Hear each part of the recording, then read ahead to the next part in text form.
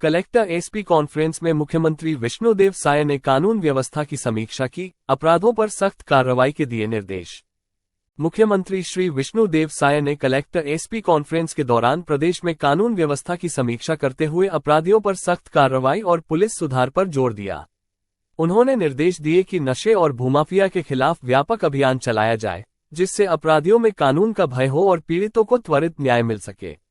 मुख्यमंत्री ने पुलिस प्रशासन से आम जनता के प्रति मित्रवत व्यवहार अपनाने और नागरिकों को बेवजह परेशान न करने का आह्वान किया।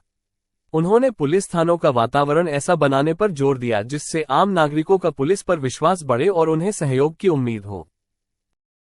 2 दिवसीय कलेक्टर एसपी कॉन्फ्रेंस का ये दूसरा दिन, अंतिम दिन और ये समापन का अवसर,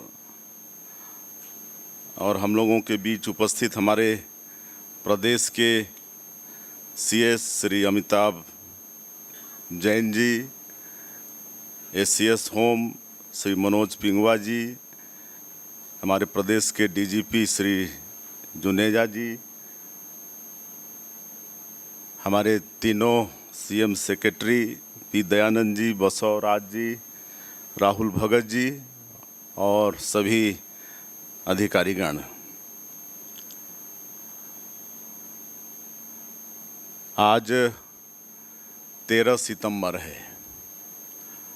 हमारी सरकार के 9 महीने आज पूरे हो रहे हैं और मैं समझता हूँ ये कॉन्फ्रेंस बहुत सही समय पर हम लोग कर रहे हैं।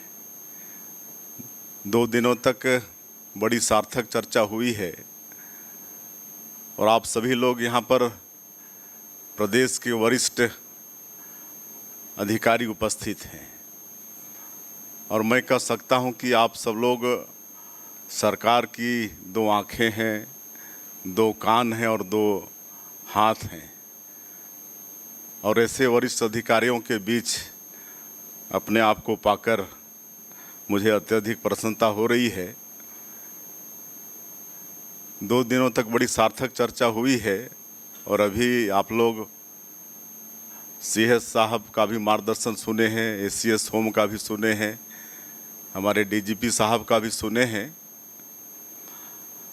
और जैसा मैंने कहा कि सरकार के 9 महीने पूरे हो रहे हैं और ऐसे समय में हम लोग ये कॉन्फ्रेंस कर रहे हैं, तो निश्चित रूप से इस कॉन्फ्रेंस का रिजल्ट निकलना चाहिए। आप सभी लोग ऊर्जा लेकर यहाँ से जाएंगे और एक विकसित छत्तीसगढ़ के निर्माण में अपने अपने कर्तव्यों का पूरी निष्ठा और ईमानदारी के साथ निर्वहन करेंगे। इस अवसर में हम यही कहना चाहेंगे आप सभी लोगों से कि हमारी ये जो सरकार है, मोदी जी की गारंटी और गारंटियों के माध्यम से सुशासन की गारंटी की सरकार है।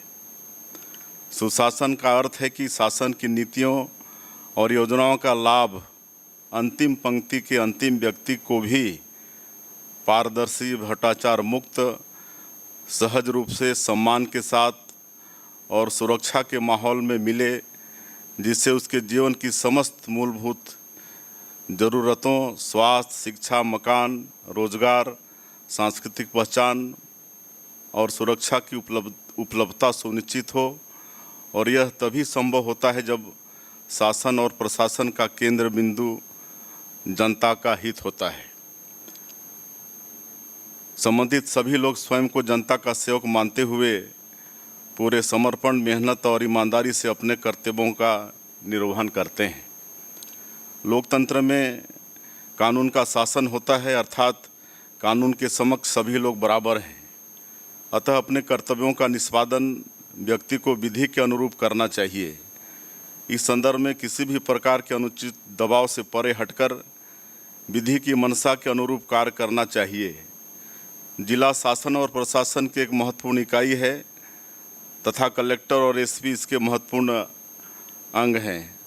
आप लोग न केवल शासन के प्रतिनिधि के रूप में कार्य करते हैं, बल्कि संपूर्ण शासन की इमेज का निर्धारण भी आपके द्वारा किए कार्यों से होता है। इसलिए ज़रूरी है कि आप लोगों के द्वारा जनता की समस्या और शिकायतों का निराकरण त्वरित रूप से किया जावे। जो निर्णय स्थानीय स्तर पर तात्कालिक स्थिति के अनुरूप लिए जाने चाहिए, उन्हें लेने में अधिकारियों को किसी भी तरह का संशय नहीं रखना चाहिए। कहा जाता है कि पुलिस के हाथ लोहे के और दिल मोम का होना चाहिए, अर्थात अपराधियों और असामाजिक तत्वों में पुलिस की कार्रवाई को लेकर भय हो तथा पुलिस में पीड़ित, शोषित और समाज के कमज़ोर वर्गों, महिला, अनुसूचित जाति और जनजाति, बालक बालिकाओं के प्रति संवेदनशीलता और तत्परता होनी चाहिए। समाज में किसी भी प्रकार की प्रतिकूलता यथा सामाजिक, आर्थिक, आपराधिक अथवा मानव जनित जैसे महामारी, बाढ़, कानून व्यवस्था की स्थिति, दंगा इत्यादि या घटित अपराध का सर्वाधिक प्रभाव इन्हीं वर्गों में पड़ता है। अतः इन वर्गों के प्रति पुलिस में गार्जियनशिप की भावना होनी चाहिए।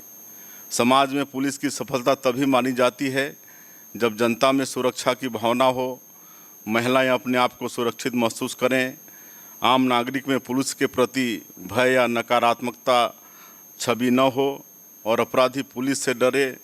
और यह तभी होता है जब आप निष्पक्ष, सही और त्वरित कार्रवाई करते हैं। जनता आपके बारे में सब देखती है और जानती है, वो आपका सहयोग तभी करेगी जब उसे आप पर भरोसा होगा। पुलिस विभाग की रीढ़ अनुशासन है, अतः यह आवश्यक है कि प्रत्येक स्तर पर अनुशासन का पालन हो।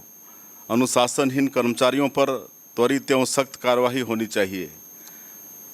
थाने का सिपाही और हवलदार ही आपके ज़िले में न केवल आपकी बल्कि शासन की छवि बनाता और बिगाड़ता है। इसलिए अपने स्टाफ पर आपका नियंत्रण हो, घटित अपराधों की जानकारी हो तथा अपराधियों पर सख्त वैधानिक कार्रवाई हो। महिला संबंधी गंभीर अपराधों पर न केवल आरोपी की तत्काल गिरफ्तारी होनी चाहिए, बल्कि आवश्यकतानुसार विशेष अभियोजक नियुक्त किया जाकर आरोपी को समयबद्ध विचारण ट्रायल पूर्ण करवाकर सज़ा दिलाया जाना भी सुनिश्चित किया जाना चाहिए। और इसके लिए पुलिस अधीक्षक, कलेक्टर, पुलिस महानिदेशक, एससीएस गृह सभी को समन्वय स्थापित कर कार्रवाई करना चाहिए। सैद्धांतिक रूप से इन प्रकरणों के आरोपियों को समय सीमा 3 माह में समस्त वैधानिक कार्रवाई पूर्ण कर न्यायालय द्वारा प्रकरण में सज़ा दिलाए जाने संबंधी कार्य योजना तैयार की जानी चाहिए। इस संबंध में पुलिस महानिदेशक कार्य योजना तैयार कर क्रियान्वित कराया जाना सुनिश्चित करें। अनसुलझे गंभीर अपराध पुलिस के लिए चुनौती है। टीम बनाकर वह वरिष्ठ अधिकारियों के सतत मार्गदर्शन में इनको सुलझाने के प्रयास करने होंगे। जिले की कानून व्यवस्था उस जिले के पुलिस अधीक्षक और कलेक्टर की कार्य प्रणाली को बताती है। आपसी समन्वय, आसूचना का आदान प्रदान, अधीनस्थ कर्मचारियों और अधिकारियों के समन्वय जिले में कानून व्यवस्था को बनाए रखने में मदद करता है। इसलिए कलेक्टर, पुलिस अधीक्षक, अतिरिक्त कलेक्टर, अतिरिक्त पुलिस अधीक्षक, एसडीएम, सीएसपी, एसडीओपी को हमेशा अपने क्षेत्र में संयुक्त दौरा करना चाहिए, जिससे क्षेत्र की जनता पर भी सकारात्मक प्रभाव पड़े और अधीनस्थ कर्मचारी में भी आपसी समन्वय और विश्वास इससे बढ़ता है।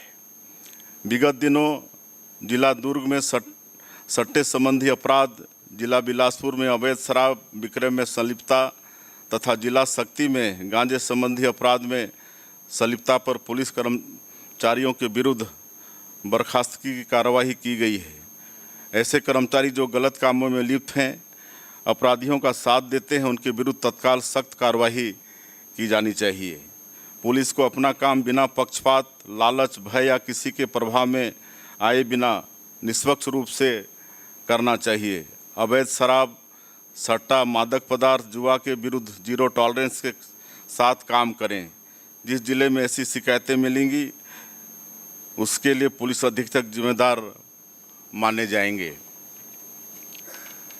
साइबर क्राइम की व्यापकता को देखते हुए इससे निपटने के लिए प्रभावी कार्यवाही की आवश्यकता है।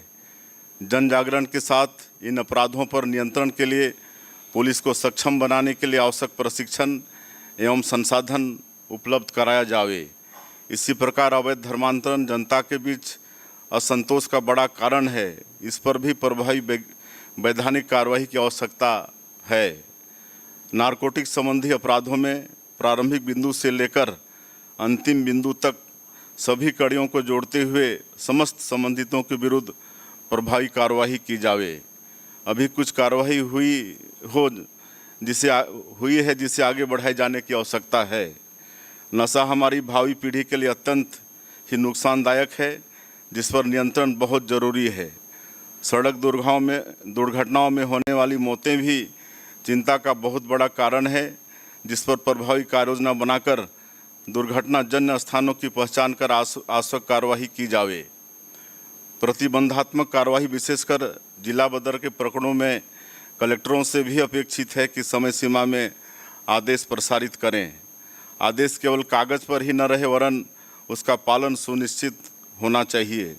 इसके अलावा कलेक्टरों को वाहन राजसात करने व चिट फंड के प्रकरणों में भी आवश्यक ध्यान देने की आवश्यकता है। यह अत्यंत ही संतोषजनक बात है कि हमारे प्रदेश में आप सभी की बहादुरी, कौशल और पैरामिलिट्री फोर्सेस के साथ समन्वय से प्रदेश में नक्सलियों के पांव उखड़ रहे हैं। विगत वर्षों की तुलना में नई सरकार के गठन के पश्चात माओवादी समस्या के समूल उन्मूलन हेतु जॉइंट एक्शन प्लान तैयार कर कार्रवाई की जा रही है। विगत 9 माह में सुरक्षा बलों द्वारा माओवादियों के विरुद्ध आक्रामक तरीके से कार्रवाई की गई है, जिसके फलस्वरूप विगत 5 वर्षों में 219 माओवादी मारे गए थे। वहीं गत 9 महीने में ही 159 माओवादी मारे गए हैं। सुरक्षा बलों की प्रभावी कार्रवाई से माओवादी घटनाओं में व्यापक कमी आई है। विगत 9 माह में 34 फॉरवर्ड सुरक्षा कैंपों की स्थापना की गई है तथा केंद्र द्वारा भी 4 नवीन सीआरपीएफ बटालियन प्रदान की गई है, जो कि माओवादियों के विरुद्ध हमारी लड़ाई को और गति प्रदान करेंगी। इन सब कार्यों से सुदूर क्षेत्रों में विकास भी तेज गति से पहुंच रहा है। गत 9 माह में 44 मार्गों एवं 10 पुल का निर्माण हुआ है। विगत 9 माह में इन अंचलों में संचार सुविधाओं के लिए 291 मोबाइल टावर भी चालू किए गए हैं। सरकार द्वारा सुदूर क्षेत्रों में स्थापित कैंपों के 5 किलोमीटर के दायरे में 96 ग्रामों में विकास की पूर्ण उपलब्धता हेतु नियत नेलानार योजना का क्रियान्वयन किया जा रहा है, जिससे लोगों में विश्वास की भावना बढ़ी है और इसका बेहतर नतीजा देखने को मिल रहा है। सरकार द्वारा आज समर्पित माओवादियों के लिए शीघ्र व्यापक पुनर्वास नीति लाई जा रही है, जिससे उन्हें समाज की मुख्यधारा में लाया जा सके। भविष्य में भी माओवाद प्रभावित क्षेत्रों में आमजनों का विश्वास अर्जित करने एवं क्षेत्र के विकास के साथ ही माओवादियों के उन्मूलन हेतु आक्रामक कार्रवाई जारी रखी जाएगी। पुलिस एक ऐसा विभाग है जहां अपराधियों व असामाजिक तत्वों द्वारा निरंतर नई चुनौतियां पेश की जाती हैं। बल की क्षमता उन्नयन एवं निरंतर प्रशिक्षण की आवश्यकता है, जिससे चुनौतियों का समग्र रूप से सामना किया जा सके। जनता और प्रशासन के बीच निरंतर संवाद न केवल आपसी विश्वास उत्पन्न करता है, बल्कि कई ऐसी सूचना एवं समस्याओं की जानकारी भी उपलब्ध कराता है जो भविष्य की दृष्टि से महत्वपूर्ण होती है। अतः जनता के लिए उपलब्धता, क्षेत्र में नियमित भ्रमण, अधीनस्थ कार्यालयों का निरीक्षण, धरातल पर कार्य की स्थिति का मूल्यांकन, शिकायतों का त्वरित निराकरण, अंतर्विभागीय समन्वय, पारदर्शी कार्य प्रणाली के द्वारा न केवल आप स्वच्छ प्रशासन देने में सफल होंगे, बल्कि सुशासन को भी स्थापित करने में आप सफल होंगे, ऐसा मेरा विश्वास है। और जैसे मैंने कहा कि आज हमारी सरकार का ये 9 महीना पूरे हुए हैं और अच्छे समय में हम लोग ये कॉन्फ्रेंस किए हैं, तो आप सब लोग ऊर्जित होकर जाएं। हम लोग सब का उद्देश्य एक ही है, जनसेवा करना और इस छत्तीसगढ़ को विकसित छत्तीसगढ़ के रूप में कायम करना, छत्तीसगढ़ में खुशहाली हो, छत्तीसगढ़ में शांति हो, छत्तीसगढ़ में सुरक्षा हो, ये सब की जिम्मेदारी हम सब लोगों के ऊपर में है। और हम सभी लोग आज संकल्पित होके यहाँ पर जाएं और 2 दिनों तक आप सब लोग इस कार्यशाला में, इस कॉन्फ्रेंस में आए। इसके लिए मैं धन्यवाद करते हुए अपनी बात समाप्त करता हूँ। जय हिंद, जय छत्तीसगढ़।